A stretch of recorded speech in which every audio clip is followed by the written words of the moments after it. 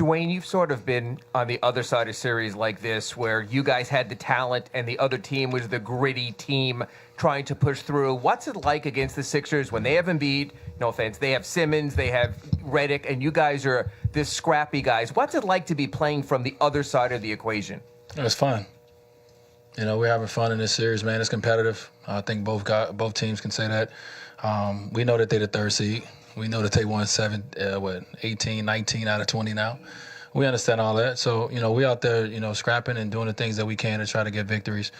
This is a very good team, outside of matching the energy that we play with. They execute very well. They're very well coached, and they got a lot of talent in a lot of different positions. So this definitely is one of the best first-round series that I've ever played in, first-round opponent. And they're up 3-1, but, we're definitely trying to give them everything they can ask for. That fourth quarter, I know you don't like it when people say vintage, but it seemed like that you were just throwing everything you could at them. Were you surprised at all at the way they kept answering? I mean, you would get them within one, and then somebody would score, either Simmons on the drive or JJ with that corner jumper. Were you surprised at all by that? Yeah, man. It was one of those moments for me where I just wanted us to get a stop or two, get offensive rebound, because I felt that I can win us one here at home, but we couldn't get it. We made some mistakes down the end, and they make you pay. Every time you make a mistake, they make you pay. So whether it was getting offensive rebounds, whether it was some miscommunication, half court-wise, where they was able to get Simmons for the dunk or get JJ for the shot, we got to do a better job, and we didn't. So this is the kind of team that they don't let you off the hook. You make one mistake, you take your foot off the gas for 1 second, they make you pay. So I definitely was trying to lead my team. Coach put the ball in my hand, and I was trying to lead us to try to, steal one. In a sense, once they took the lead, we try to steal one here at home for us so we can go back 2-2. Dwyane, they do have some veterans, but their primary guys are guys who've never played in the playoffs before. So how impressed, what can you say about their poise in their first playoff experience? And now today we saw the other games weren't as close. Today we saw it down the stretch, how poised they were and able, just to fight back and win a game. Yeah, they're good. They're special. They're a good group, man. They put the right team together. I've said that multiple times. Ultimately, sometimes the playoff become probably too big for certain guys, or some guys don't know how to match the intensity of the playoffs, or whatever the case may be. They play that way already. They already play to that intense level. They have an edge to them, and I think this series has gave everybody a little bit more edge, as well, because of the physicality of this series. So I give a lot of credit to their point guard, their leader, Ben. He does a great job of getting them settled, getting the ball to his guys, and I think keep feeding confidence to him. So, very good team, man. I can't say nothing negative about them at all. They've been great opponents. Unfortunately we're down 3-1, but could have been 2-2 today. Just didn't go our way. Dwyane, the way it ended in 2016 was so different. Have you given any thought to the possibility that this might be your last game at American Airlines Arena in a Heat uniform? And was there anything different walking off the court, maybe because of that? I don't want to answer that right now. I got another game to play. I'm focused on the next game. I'm trying to win that one. Dwyane, you guys have won a total of 4 out of 16 quarters in the series so far. So how do you get it back to American Airlines Arena so it's not your last game? What has to change to get it back here? Well, I think from the standpoint of competitiveness, I think both teams match each other. I think, we got to do a better job of limiting the mistakes that we make. And some of those mistakes are turnovers, but some of those mistakes are blown coverages. When you blow a coverage versus this team, it seems like every time they make you pay. We're giving everything we have. We just got to be a little bit smarter with what we do.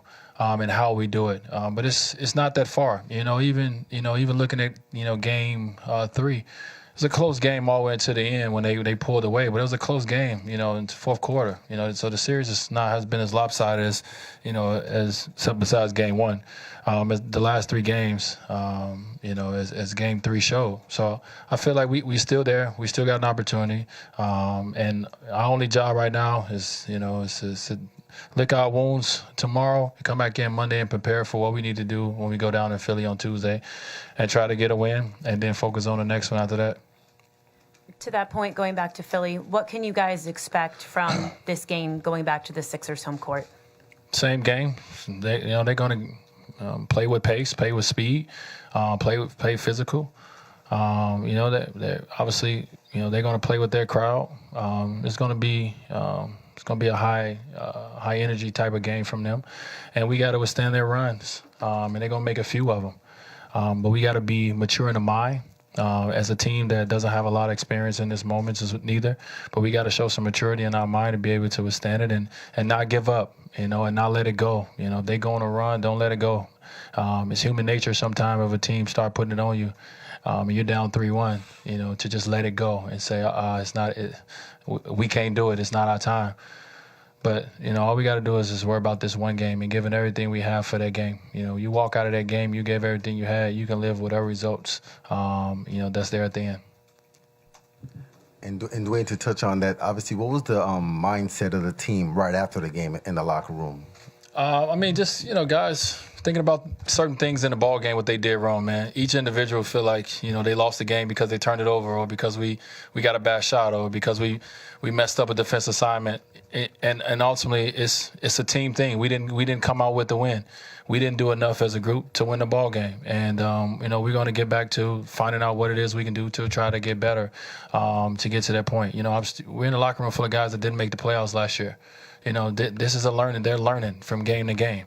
So, like I told them, we have nothing to lose, man. We coming out here, we're trying to put our only goal and only thing we have to do is go out here and put everything we have on the line from the standpoint of, the way that we play the game.